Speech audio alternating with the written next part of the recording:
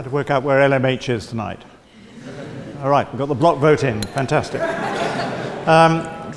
Thank you for asking me tonight, and I'm very grateful for Tim Cannon having such excellent jokes. That means I can scrap the jokes and get on to the serious business. And it is a very serious and important subject tonight, and it's really discussed, firstly because it's highly technical, and people try and make it seem more technical and impossible to do. It's really easy to do. If you wanted to stop Rupert Murdoch from owning the Sun and the Times, you just say that. That's very easy. It's not difficult. But people try and make it seem difficult, and the moment you get into it, you have lawyers and economists arguing what the market is and everything. And the second is, well, you guess what the second reason is, that the people who own these massive empires don't want to discuss it. And so therefore this is pushed to the fringes, and the normal rules don't apply. So it's a good debate to have tonight, especially with clever people, because it's a complicated subject. And I am going to talk about Rupert Murdoch a bit, not because I hate Rupert Murdoch. One has to get the sort of obligatory thing in, saying that he's done many good things for the press in this country, but he's done some bad things too. And I will talk about Google. And the issue is power, really.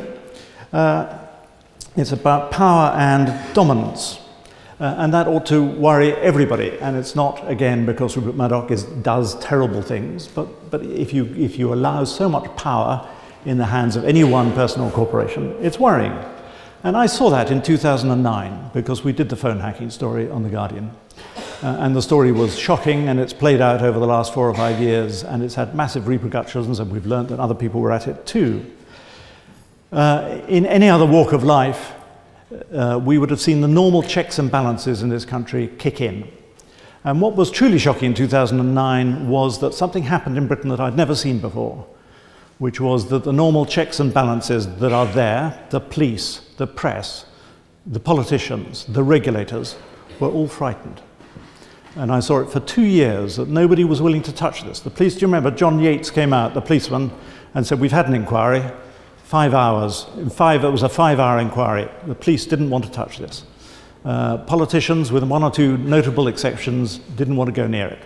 The press turned a blind eye, and the regulator actually claimed that The Guardian was at fault, not the News of the World.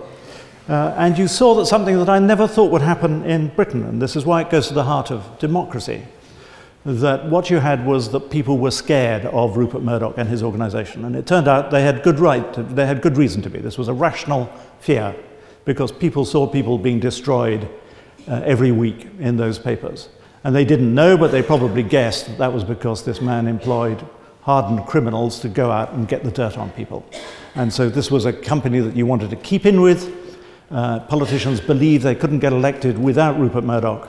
And of course, Rupert Murdoch wanted things from them. So he wanted to double the size, his take of B-Sky B, a company which is twice the size of the BBC in terms of revenue. And he very nearly got that. At the same time as he owned 40% of the national press. And you're quite right to say, in Australia, it's even worse. 70% of the national press in Australia is owned by Rupert Murdoch. Now, you went through the Leveson inquiry, and Leveson revealed some of the quite staggering degrees of contact between government and Murdoch at the time, that they were frightened of him, they wanted to please him, he wanted something off them because he wanted to build his business empire. And there's only one word that really describes the behavior of Murdoch and the company. They felt they had impunity. They felt the law couldn't get at them. They felt nobody could get at them, that they were completely untouchable, and that they could make or break anybody. And as I say, that period of 2009 to 2011, and it was partly because the New York Times, not a British newspaper, had the guts to do this story as well as The Guardian.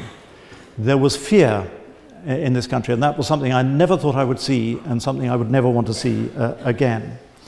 And the reason is that newspapers aren't utility companies. They're not biscuit companies. They have real power, and people want to buy these companies. And look at the people who own these companies now.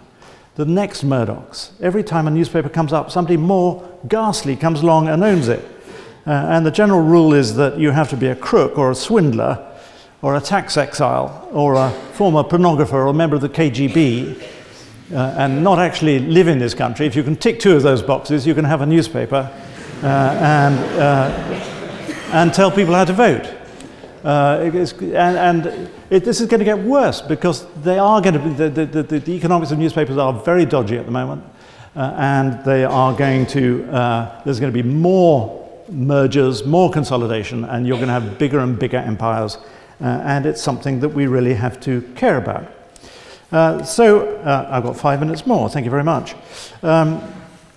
And that is why it is vital to have things like the BBC. And you'll notice that actually the people who say we must never break up media empires are actually quite keen on breaking up the BBC, including Rupert Murdoch. And I suspect Rupert Murdoch's quite keen on breaking up Google.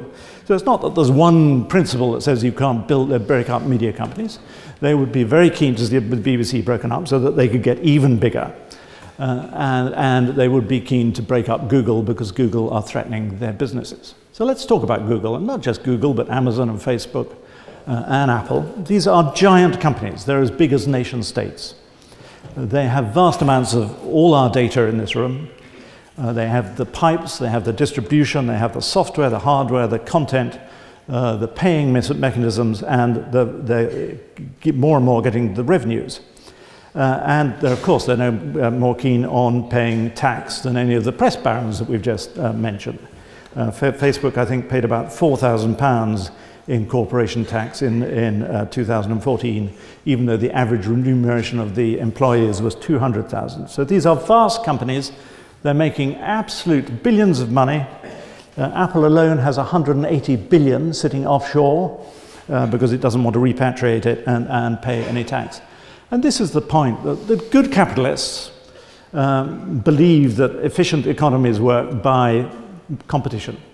There can be no competition with these companies. They are now so large, they are bigger than countries, that they cannot be challenged. Who can compete with them?